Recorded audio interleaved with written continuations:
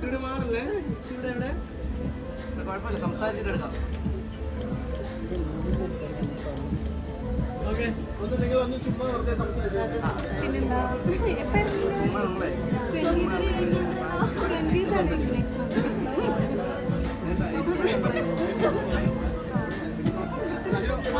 Okay, ഞാൻ just mic hand over ചെയ്യാണ്. Because നമ്മുടെ മൈക്കിന് ചാർജ് ഇല്ല.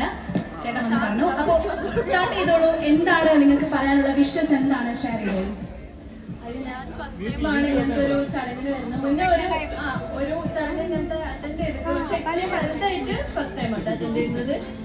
പിന്നെ ചേച്ചിനെ ഫസ്റ്റ് ടൈമാണ് കാണുന്നത്. ഒരുപാട് സന്തോഷം. വയറൊക്കെ ഭയങ്കര ഓക്കെ, എനിക്ക് അറിഞ്ഞൂടാ സത്യത്തിൽ എന്താ. ഞാനും ഫസ്റ്റ് ടൈമാണ് ഈ ഒരു ചടങ്ങിൽ പങ്കെടുക്കുന്നത്.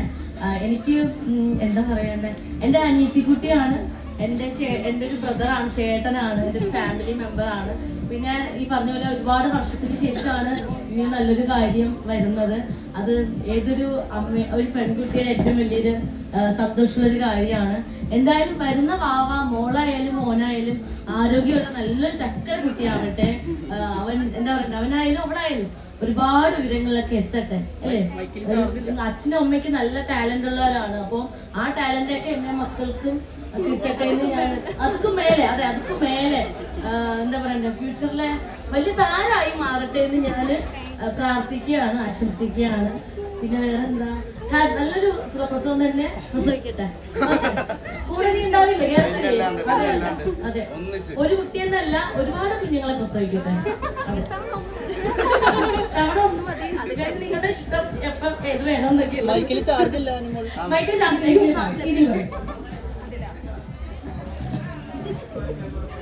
ഇത് എന്റെ രണ്ടാമത്തെ ഒരു വളകാപ്പാണ്. അപ്പൊ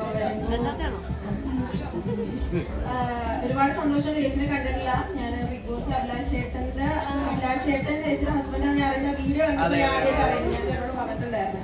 പക്ഷെ ഇങ്ങനെ ഒരു നമ്മൾ ഇങ്ങനെ ഒരു പരിപാടിക്ക് വരുമെന്നൊന്നും വിചാരിച്ചിട്ടായിരുന്നു. എന്നാലും ഒരുപാട് സന്തോഷം. എനിക്ക് വന്ന വസന്തം ഇനിയും നല്ലോണം ഹാപ്പിനെസ് ഒക്കെ ലൈഫിൽ ഉണ്ടാവട്ടെ. ഇനി അതിനോട് തുടക്കമാവട്ടെ എന്ന് ഞാൻ ആശംസിക്കുന്നു. ഞാൻ ആക്ച്വലി ഇത് വരുമെന്ന് വിചാരിച്ചില്ല കേട്ടോ.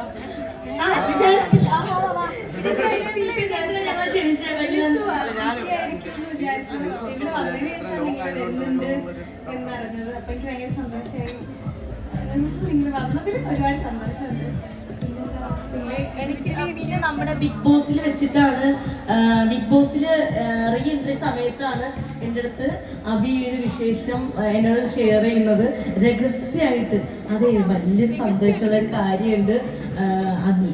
മോളെന്ന് പറയുമ്പോൾ മോളെന്നൊക്കെയാണ് വിളിക്കുന്നത്. അവക്ക് വിശേഷമുണ്ട്. ഭയങ്കര സന്തോഷം തോന്നി കേട്ടോ. അത്രയും ആ സമയത്ത് ഞാൻ വിഷമിച്ചിരുന്ന ഞാൻ ഭയങ്കര ഹാപ്പി ആയിരുന്നു. പിന്നെ എന്താ പറയുക, എനിക്ക് ഏതൊരു മോശപ്പെട്ട സമയത്തും എൻ്റെ കൂടെ ഒരു സ്വന്തം ബ്രദറിനെ പോലെ നിന്നൊരാളാണ് അഭിലാഷ്. എന്നും അങ്ങനെ ആയിരിക്കും. അതുപോലെ തന്നെയാണ് അനിയത്തിയും, അവളും അഭിശ്രീയും അങ്ങനെ തന്നെയാണ്.